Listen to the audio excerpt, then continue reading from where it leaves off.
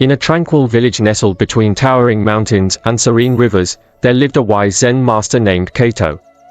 Kato was known far and wide for his profound wisdom and deep understanding of life's truths.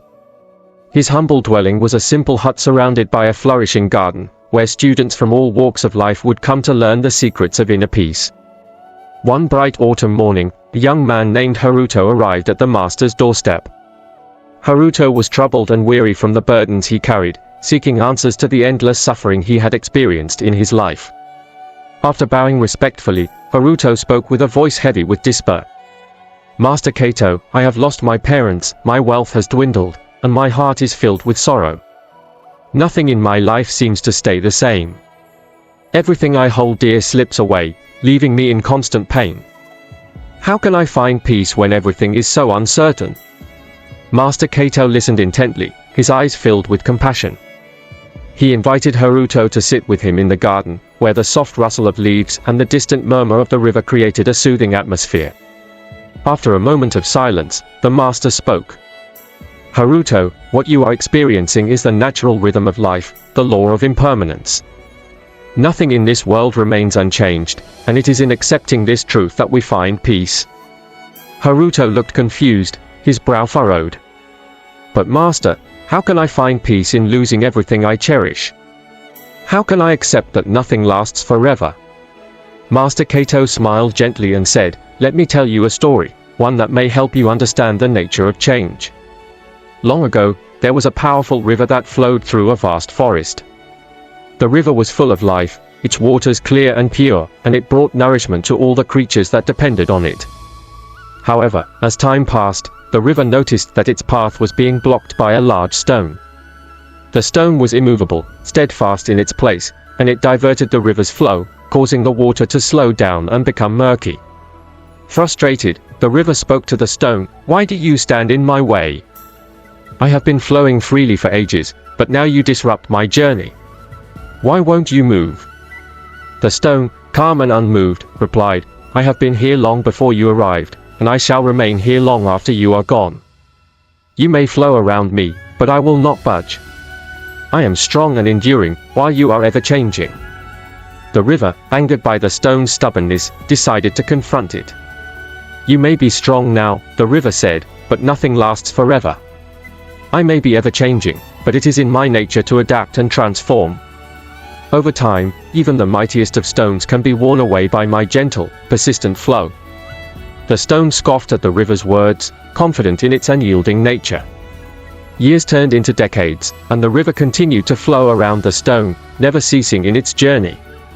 The seasons changed, the forest grew and withered, but the river remained steadfast, slowly but surely eroding the stone.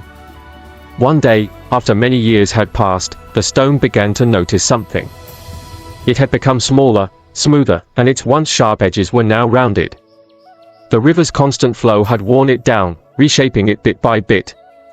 The stone realized that despite its strength, it could not remain unchanged forever. The river, still flowing steadily, spoke to the stone once more. "Do you see now? The law of impermanence touches everything, even the strongest of stones.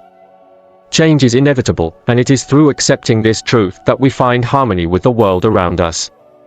The stone, humbled by the river's wisdom, replied, "You were right, river. I thought I could resist the flow of time, but I see now that everything must change. I have learned that true strength lies not in resisting change, but in embracing it." As Master Kato finished the story, Haruto sat quietly, reflecting on the lesson. The garden around them was alive with the colors of autumn, the leaves slowly drifting to the ground, a reminder of the cycle of life. "Haruto," the master said softly, "life is like the river, always flowing, always changing. The people we love, the things we cherish, they too are like the stone, shaped and reshaped by the currents of time. When we resist change, we create suffering for ourselves. But when we learn to embrace impermanence, we find peace." Haruto nodded, beginning to understand. "But master, how can I accept the loss of those I love? How can I let go of my attachment to the things that bring me happiness?"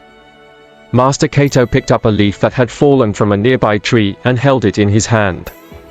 This leaf was once green and vibrant, full of life.